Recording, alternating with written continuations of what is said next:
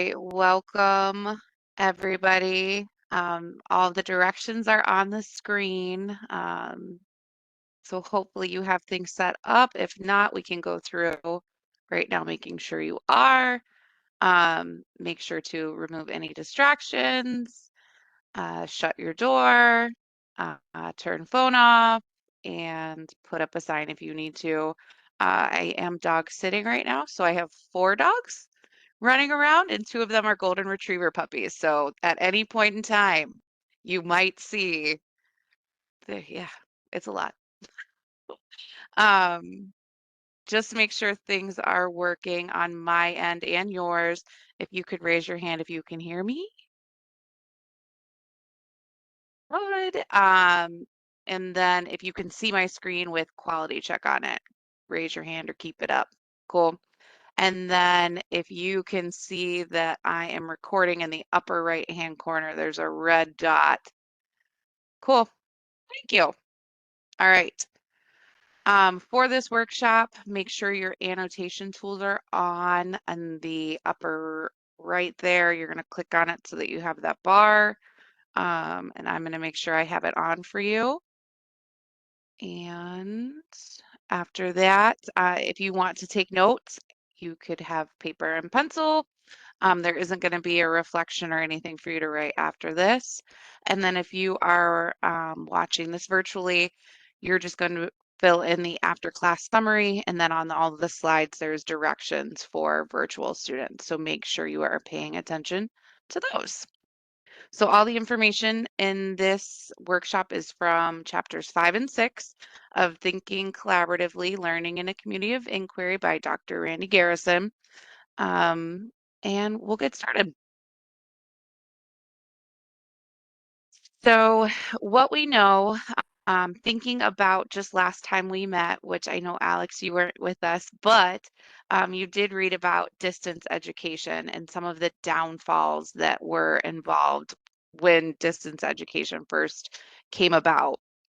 In the chat, if you could, like, things that you remember from what we read or what we talked about last week in regards to distance education, some of those things that kind of made it very difficult. Yeah, there is no feedback. um, there was no feedback. A lot of people ended up dropping out because there was no feedback. Um, it wasn't, yeah, delayed responses. And that's kind of what we're going to dive into today, not necessarily distance education, but why it didn't work. And it didn't work because, like Noah said, the feedback, and there was no help with misconceptions. There was no teaching presence, which is what we are covering today. So today we're going to dig deeper into the teaching presence of the communities of inquiry framework. So after this workshop, you will be able to describe the teaching presence element of community of inquiry and then the impact it has on students' learnings. So before we even go over any of those things, just knowing teaching presence, like the 2 words kind of, and what you have read, how do you think teaching presence impacts students' learning? You can just raise your hand if you have any ideas. Yeah, Noah. I mean, I remember a big part of this whole program is talking how when you learn, it's building blocks all on top of one another. If the teaching presence is wrong, all the building blocks are going to be to the side, and the whole Jenga tower is going to fall apart. I love that. I like that. It's one of the most important parts, or without that, the others don't work. Yeah, Alex. I think just going back to the distance learning, like if there's no presence in teaching, you don't get feedback and you don't get to collaborate and all of that stuff. I totally agree. Yep, I agree with you. All right. So just to go into what, like, before even talking about teaching presence, the community of inquiry framework gives us the ability to explore and understand collaboration in our classrooms. The communities of inquiry elements It consists of the three core elements: the social, the cognitive, and the teaching. The framework provides a collaborative approach that allows for more meaningful and deeper learning with your students and just as a teacher yourself. So, what do you think, based on what I just shared in the chat there, the goal of communities of inquiry are? And I can kind of go back here on my screen if that helps you at all. The goal of communities of inquiry.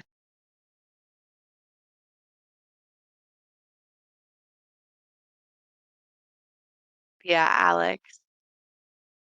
My bad, I meant to type it in the chat. That's okay. No, I even put it in there to build courses that allow for collaboration and contributing to better learning outcomes. Um, and that's why we go into the teaching presence and what it means. So, teaching presence is the third element, and it's the key to effective and continuous community of inquiry. Teaching presence gives students leadership and keeps everything moving effectively and efficiently. So it doesn't just involve the teacher there, and we're going to kind of talk about that a little bit. So using the emoticons, think of one of your favorite teachers of all time. It could be in college, it could be in high school, it could be in elementary school, and then using the emoticons, how did they make you feel? Yes. Yep. Clapping of hands, loved, yes. So good feelings. Now think of one of your favorite classmates. Maybe in one of those classes, maybe in a different class. How did they make you feel? Made you laugh, yes. Make you happy. Yes, I agree. Um, Now here's the thing. Teaching, not teacher presence, is open to everyone that participates in community of inquiry. So it's not just the teacher who uh, is responsible for the teaching presence. Students are as well. In that distance learning that didn't work, um, they weren't working with other students. They weren't working with anyone. And it ties into that as well. All participants need to be engaged and contribute for collaboration to be successful. So that includes the students. The teacher does need to design and organize deep and meaningful learning experiences that offer collaboration opportunities. And by designing is creating those engaging experiences for students. When it's done successfully, the students use teaching presence to explore and discuss collaboratively. Communication and interaction are key in teaching presence for both students and teachers. So using our checkmark tool in the annotations here, teaching presence involves, is it only the teacher, both students and the teacher, or only the students? You can go ahead and use that check mark. Yeah, both students and teachers. If that's the one thing you take away from here, it is that the teaching presence involves both of them. Good job. All right. So, teaching presence takeaway that I want to make sure you guys have and understand is that the teacher does need to establish clear and measurable learning experiences that include the expectations and the assessment criteria. They have to provide timely and constructive feedback that helps support their students, and they help discussions and interactions between students and groups because students and the groups have teaching presence too. So we're going to, in a second here, go into breakout rooms. I'm going to have you guys go into, you'll, I think, choose. So you'll both go into group one. But in the chat here, after I go over this, I'm going to give you this Google slide. And basically what you're going to do is you're going to pretend that your teaching partner is a math teacher who refuses to do projects, or group activities with her classes. She's a great teacher, but feels she's the only one who can teach the students what they need for the end of the year state mock test. After learning about communities of inquiry, particularly the importance of teaching presence, you know that this is not what is best for her students. Your partner wants what is best for her students too, but doesn't realize that teaching presence includes her students as well. So I'm going to share this link in the chat.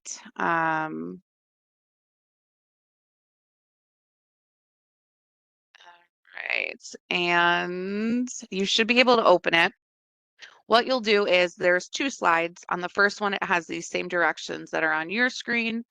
And you'll go to the second slide, and it has just two boxes that you're going to type the first, list some reasons it's important for her students to have a teaching presence. And then in the second box, maybe come up with some examples of ways that in math students could collaborate.